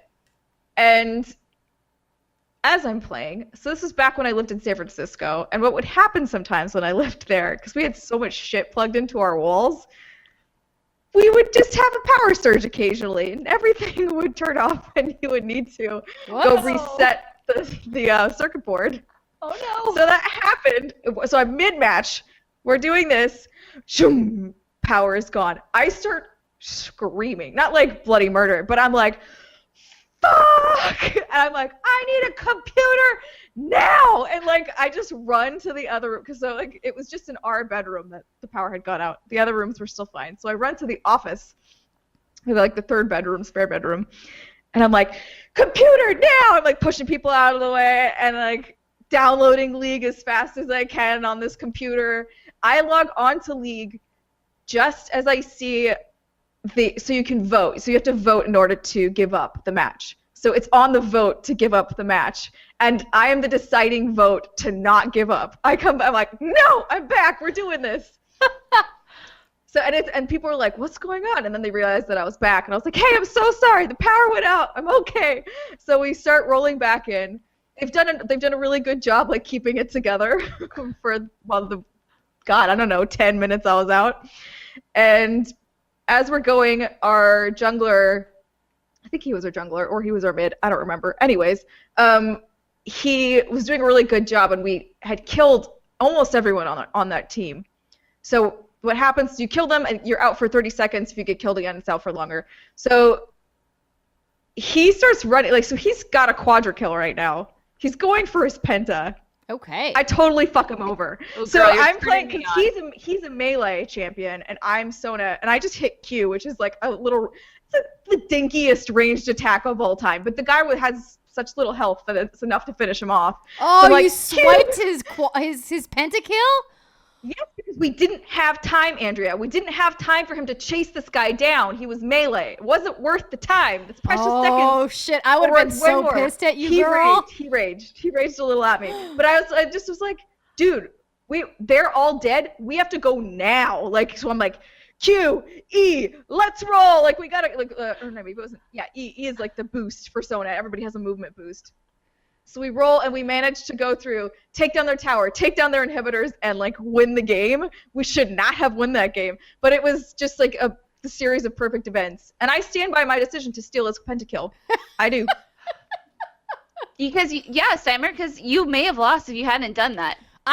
Okay, I'm, as somebody who plays a lot of MOBA, I would say that getting the pentakill is more important than the individual win. No, it's not.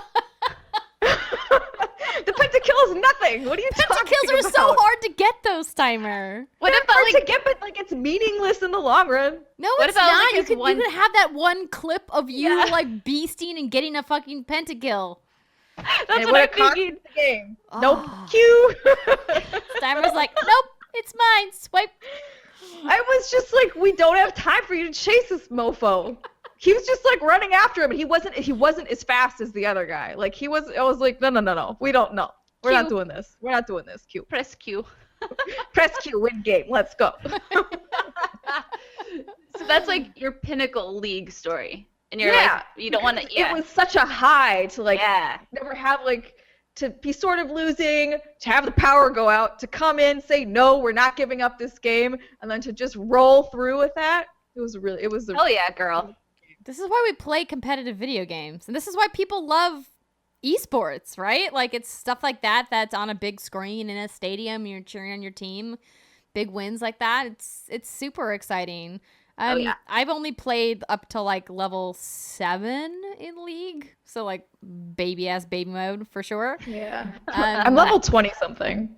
Yeah, but I was always hoping, I held out hope for a long time, and it's clear that it's not happening, that they would bring League to console. I'm like, why not? Why wouldn't you bring League to console? You have more money than you know what to do with. You clearly haven't released any other games. It's Riot Game, not Riot Games. So, which is fine. That's cool. You know your lane, and you're staying in it, which is Great. They have 3 lanes. pun intended. And I just was holding out hope that they would eventually bring it over. Why they haven't yet, I don't know. Like, there's such a giant market there for people like me who are just like doofuses on mouse and keyboard. Like, I can't do it. But it's not hard. Well, because it's you're not, you don't like, need the movement's you don't need to clicking talk down to me, Steimer. I know that it's not hard. I know that I just gotta practice. I didn't like that. I was just more of like, I can totally understand hard. for things like, oh my god, Andrea, why don't you, like, get good? Like, have She you calls thought herself about a doofus, and then, which I haven't heard in like 30 years, by the way, and I'm only 29, so that's impressive. But then Cyber's like, it's not hard. I just meant, of all of the PC games, there's not as many keybinds as, say, an MMO. Like, that's all I meant. Yeah. I just, like, I can't do the thing where you, like, stretch your, like, pinky out to, like, hit the shift button and, like, hit the tab, and then you gotta reach up and hit the numbers. You know, really, like, the basics of playing on a keyboard that I just... I'm really... What was that, Brittany? That's her zombie finger. Oh, zombie finger. You need another zombie finger, Andrea, that you can just, like, I do. tape to your pinky.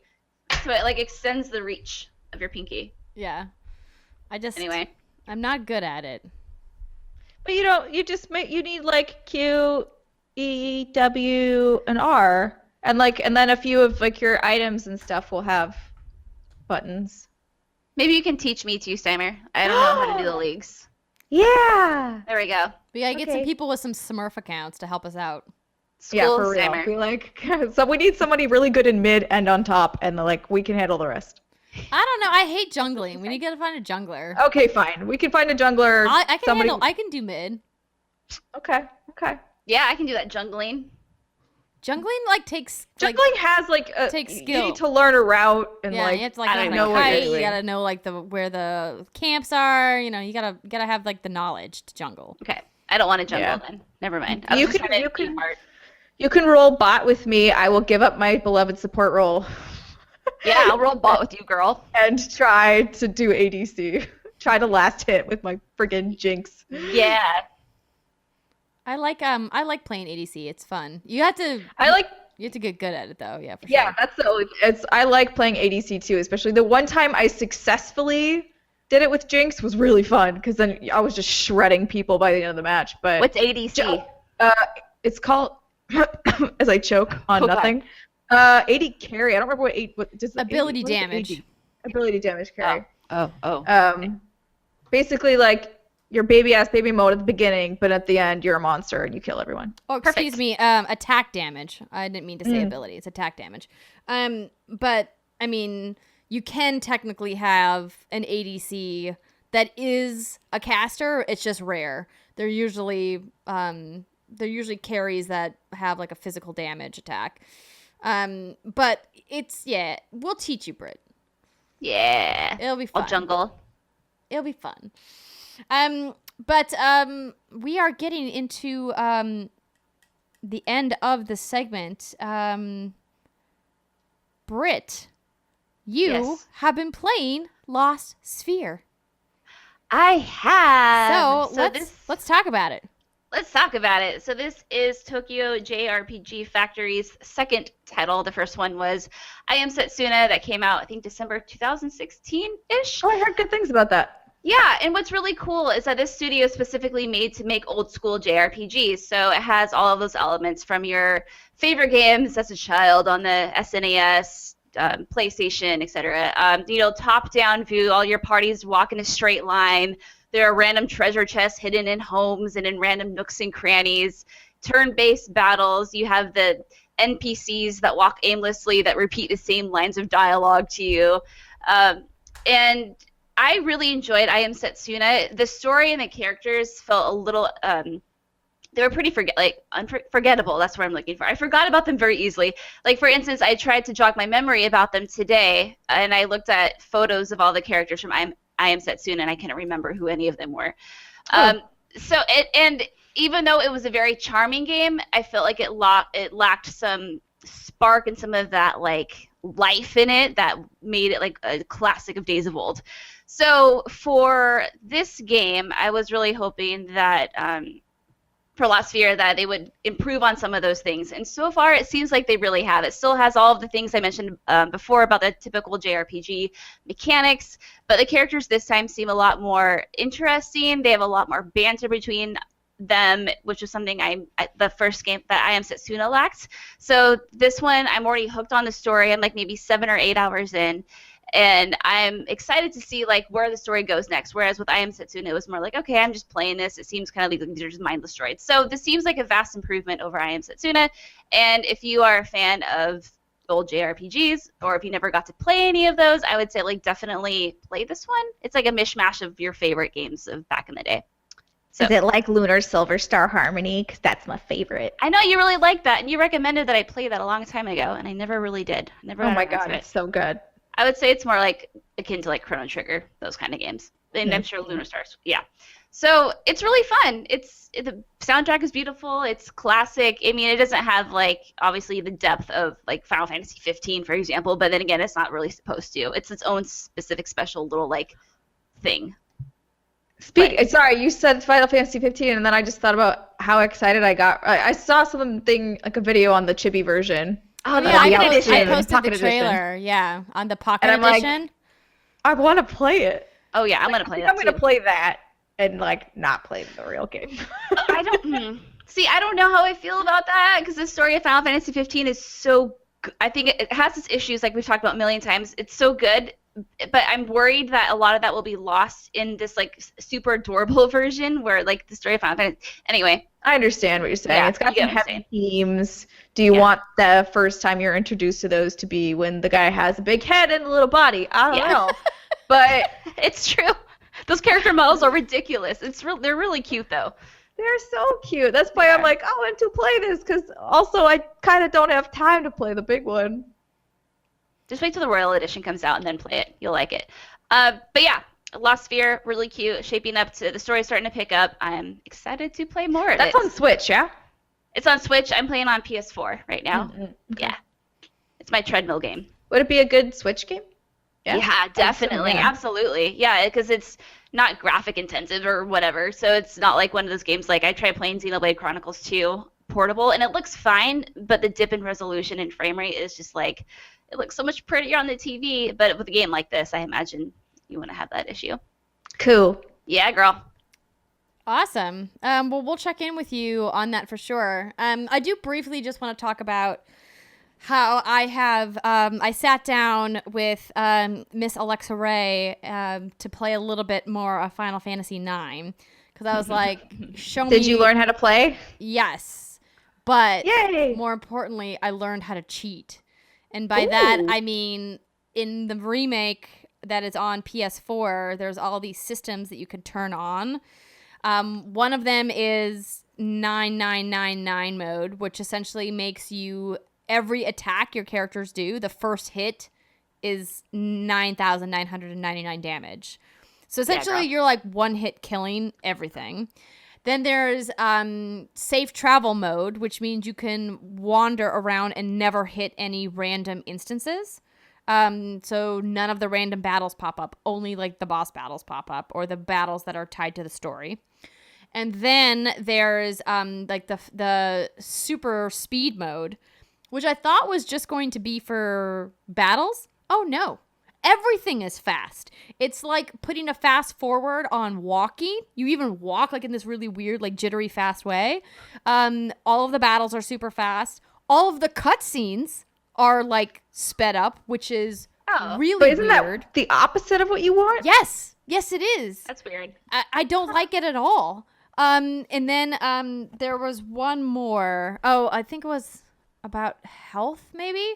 But essentially, like putting all those, like I get if I had played the game once or more than once before, I would understand. Like, oh, I could probably speed through the cutscenes, but like it feels like really poorly implemented in the sense that I'm trying to experience the game, but I do want to speed up the battle sequences because the battle sequences are just painfully slow, especially if you have 9999 on, because they immediately go into trance at the beginning of every battle, and they have to do the trance animation for each character. So like once you pick up Garnet, who I've renamed to be Kesha, going with my pop star theme, continuing. She, you know, like, so like everybody goes into trance and then everybody has to hit. So if I want JT, what's his name? Zidane? It's Zidane. Yes. To be able to steal something, I have to make sure to just make the first person guard, defend, and then he can steal. But then he just steals from one person. It's a flawed system for how I'm trying to play it, but it definitely helped me go through it faster. I just like I'm having trouble getting into it because when you turn the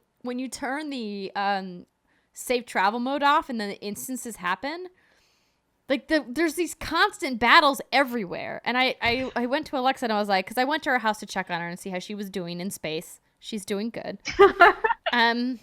And I was like, what? I was like, was this the way that it was like back then? She was like, this is all we had. It was the best. Yes, it sucked, but it was great. And I was like, wait, did you hear what you just said? Like, it was good that there were, like, you could walk, like, across, like, halfway across the screen, and then you would hit a random battle, and then you would turn around to go a different direction, you would hit another battle. I was like, was that really, like, the point of the game? And she was like, yeah, it was kind of annoying. It's probably why they turned the safe travel mode into a thing. Oh, yeah, it's dated. Yeah. So I was like, okay, well, after playing some more of it, I don't know how committed I am to finishing it. I think with all of the cheats on, it would be relatively easy to finish it. But I feel like I would miss a lot, particularly the cutscenes that happen in double time. Like, I don't know why they did that. Why on earth would anybody want to watch a cutscene in like fast forward mode? Well, you would just skip it if you don't want to see it. It makes sense to me that, like, yes, the battles should be sped up if you want. Sure, I guess maybe traversing you could speed up. But I mean, like, at that point, then you're just like speed running it in a really weird way. And I don't understand the point. Yeah, that's silly because I feel like the reason they put those elements in there is so you can experience the story. But if they take that away in fast cutscenes and whatnot, then it's like, why would you do that? Because that's why you're playing ultimately, is for the story and to like see these characters that Alexa and I rave about all the time. Yeah. And it's like the cutscenes are like the best part. How hard is it to toggle that on and off? Like, but I guess you don't know when you're about to hit a cutscene. Right, that's the problem. It's actually very easy. You just hit the start menu, like pause, and you can toggle it on and off. But, for example, like I was in a fight, like in a boss fight, and then like after winning the boss fight, because you don't know when you're about to win the boss fight because they don't have a health bar, and so I can't just quickly toggle it off. So I don't know. It's worth experimenting, I think. I can try to experiment to see if I could quickly switch it off ahead of the cutscenes, but it's weird. It's a weird choice. Like, I don't know if something happened with the code where they weren't able to go in and say, okay, just the cinematics are not in double time, everything else is, or just the battles. They had to just like blanket statement, like it's all going to be super fast or it's not at all. Okay, so now I want to hear your opinion on like the characters so far. Like, do you find them interesting? Do you find the story interesting? Are you attached to anything? So far, I'm interested to see where Garnet as a character goes. Her name's Dagger now, right? Yeah. I think she's got some layers that are going to peel back, and I think she'll turn out to be kind of interesting because, like, her mother, the queen, is like a weird bird, right? Like, I'm not quite sure why you would want that. She clearly was trying to escape, but she clearly still loves her. You would want your mom to be a weird bird? No, but I don't mean like a bird weird. When I say weird bird, I don't mean like a literal bird. She does look kind of weird though. She looks like a freakish monster. Let's just be real. I haven't seen it. I'll show you a photo of her. Okay. They don't look related at all. So like Dagger's this cutesy little anime girl, and then her mom is like some I don't even know how to describe. Maybe she's adopted. She's like a Mrs. Potato Head almost. No, that's a very accurate description of Queen Brain. Brawn. Yeah. Queen Brain. It's like BRAHNE. Yeah, Queen Brawn or something. Brawn. Steimer, once you see a photo of her, you know exactly what I'm referring to. It's fucking terrible. So like I'm interested to hear more about her. So far, Zidane is kind of like too much of a playboy for me to like as a character. He's very much like I'm so cute. Oh, God. Yeah. Britt is holding the photo up to the screen. I'm also looking at it on my phone. Oh, that's horrible. Yeah, so she's weird looking. Are you okay? Do you need help? It's like she's in a constant state of panic. She's like worse than Wario, and I don't know how that's possible. Wow. Maybe Wario is like a spawn from an alternate universe. No, it's really funny you say that about Zidane, because when I played this game for the first time, I was like 12, 13. And his personality, I was like, oh, he's such a bad boy. I was like, oh my God, like the stirrings were happening. I'm like, I love his personality. And I like I said, he was my first like real husbando.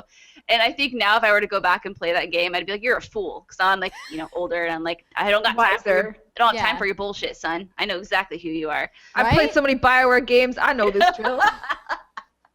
I do not approve. I think that perspective has a lot to do with how I'm prejudging him as a character. I hope he brings it around. I think Vivi is interesting. Really kind of shy and quiet. Hasn't had a lot of dialogue so far. And then Steiner is this like lovable oaf of a character who's like so. hell-bent on his duty and wanting to take care of the princess that he kind of lose sight of the bigger picture. I mean, they're great characters so far. At least they have personalities, and like they're clear even this early on. That's a feat in and of itself, because there's so many just like bland characters out in the world of video games. Yes. But yeah, it's been going good. It's like I said, it's challenging in a variety of ways that's unusual to me, but it was helpful to ask Alexa what everything was, what all the items were. I was like, what does ether do? What do the eye drops do? What does this do? And she's like, this is what everything does. And I was like, thank goodness, now can you just be here every time I play the game? Perfect.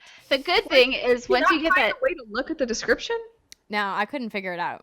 I think it's select button or something. There's got to be a button, that says. The good thing is, though, once you figure out, like, what each item is, that's generally, like, what it is across all JRPGs. Like, the eye drops will always cure blindness. Ether, whatever, always cure, like, your MP. Potions are always your hit points. And a potion and a high potion typically restore the same amount. So you're on your way, Andrea or Renee. Yeah. That rhymed. I'm never going to be able to use the Phoenix down because I can't die.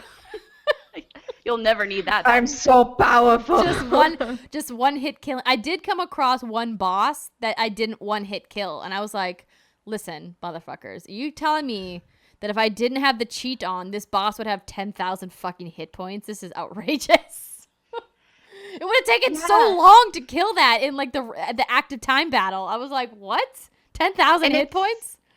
It's crazy to think when that game came out, I had all the time in the world. I would spend literal weekends just grinding and overpowering my characters because I had the time to do that, and it was fun, and it's just crazy how your perspective changes when you get older. Like, to quote Sweet Brown, ain't nobody got time for that. Yeah, and what Alexa was saying was, she was like, that was the thing back then. She was like, it was one of the few games that offered such a robust playing experience. And I kind of disagreed with her a little bit. I was like, 2000? I was like, what are you talking about? There's a lot of stuff to play in 2000. I was like, but maybe, I guess, if your experience was like very restricted to like JRPGs, then, I mean, obviously it's like one of the best Final Fantasies, right? Oh yeah, the best. The best? Is it your number one? Is it your number one? Final Fantasy 9? Yeah. Yes. Oh, absolutely. 100%. Okay. 100%. Okay, well then I will keep playing it just for you, Britt. No, you should, because it's fun for me to hear you talk about these characters, especially since you don't really know them yet. And some of the things you've mentioned, I could talk about like 15 minutes per topic because so much stuff happens. And I'm excited for you to continue playing and learn how these characters grow and develop and interact with one another. Yeah, we'll have to revisit it down the road for sure. Once I get a chance to play more. But right now, I'm trying to kill some monsters. Trying to get into it. Yes. All right. Well, because the show once again has gone super long with our hands on, like last week, we are going to skip the third segment. Don't worry, we're not going to make it an all-time habit, but hopefully this has been enough podcasts for you guys. 2 hours, just a measly 2 hours of podcast. But we will be back next week. Steimer will be swimming with the fishes. Snooba-ing? But not in the dead sense. Steimer. Don't get dead, Steimer. Scuba Steimer. So she will be on vacation, and we will be having a special guest, Miss Kimberly Wallace from Game Informer, will be joining us next week. So if you guys want to find more content from What's Good Games, Britt, we have a couple social media channels they could check out. We do. Let's see if I can not bork these. All right. We have twitter.com/whatsgood_games, facebook.com/whatsgoodgames, youtube.com/whatsgoodgames, Instagram, don't worry about it. Website, whatsgoodgames.com. And of course, patreon.com/whatsgoodgames, where we post random shenanigans all the time, and it's very fun. Yeah. Lots of fun places to hang out with us and to chit-chat with us. And, of course, you guys are always welcome to write into us at contact@whatsgoodgames.com. I think Britt said that, too. Thanks so much for listening, everybody. Let us know what you have been playing, what you're looking forward to, if there's topics that you would like us to discuss. If there's a guest that you would like us to get on the show, you can write us in about that as well. And until next time, have a fantastic weekend. Goodbye, everybody.